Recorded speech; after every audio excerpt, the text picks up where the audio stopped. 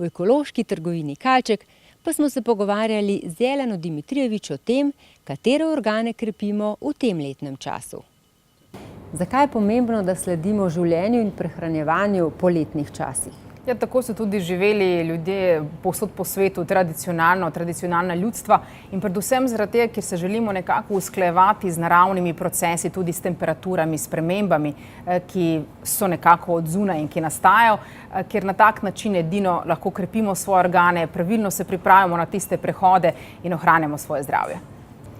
Pozno poletje se po tradicionalni kitajski medicini imenuje element zemlja. Katere organe je potrebno krepiti v tem času? Ja, v tem času definitivno damo poudarek na zdravje naše vranice, želodca, trebušne slinavke. Se pravi, to je meridian, ki nekako označuje ta element. In je zelo pomembno, da posebej tisti, ki imajo več težav na splošno s simptomi, ki jih nekako povezujemo z deficitom tega elementa, da še bolj pazijo in poudarijo zdravljenje samih organov. To pomeni recimo, če smo preveč razdraženi, če smo preveč zaskrbljeni, tuhtamo, premlevamo, analiziramo, potem to lahko pelje tudi recimo kakšno apatijo ali tudi ljubosumje ali karkoli takega, ker če prepoznamo nekaj od tega pri sebi, potem je čas, da se posvetimo krepitvi teh organov. Na fizični ravni to pomeni recimo prepogosto utrujenost, kronična utrujenost, tudi recimo mlahava tkiva, veliko celulita, tudi zadrževanje vode v telesu, težave s prebavo, s presnovo, tudi mehko blato, napihnjenost, krči in tako dalje, tudi zmanjšana koncentracija, slabši spomin. To so nekateri simptomi, ki so značilni za deficit elementa zemlja in če imamo nekaj od teh simptomov, pa tudi če se želimo pravilno pripraviti na jesen, zimo, potem je treba ukrepiti omenjene organe. Jelena, kakšno prehrano pa ti priporočaš za regeneracijo in zdravje teh organov? Absolutno priporočam, da izločimo ves sladkor. Nažalost, vem, da marsikdo, ki ima težave z vranico, želi uživati več sladkorja, ker to nekako tudi potencira energijo, ampak dolgoročno šibi.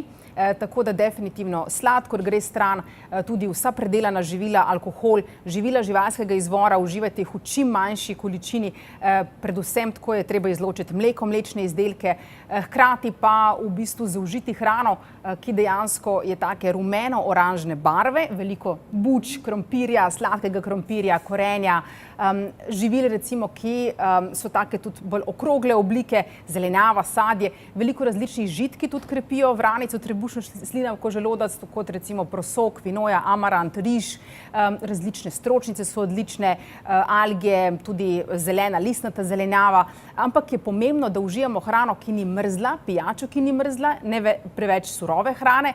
Takrat začnemo uživati več juhic, enolončnic, nekaj, kar nas bo pogrelo, ker vranica enostavno ne mara tega mrazu. Tako da polnovredna, predvsem polnovredna rastlinska hrana, ki je sezonska, bo naredila veliko koristi za naše telo. Zmanjšamo tudi količino maščob, užijamo tiste, ki so predvsem polnovredne maščobe in vranica nam bo hvaležna.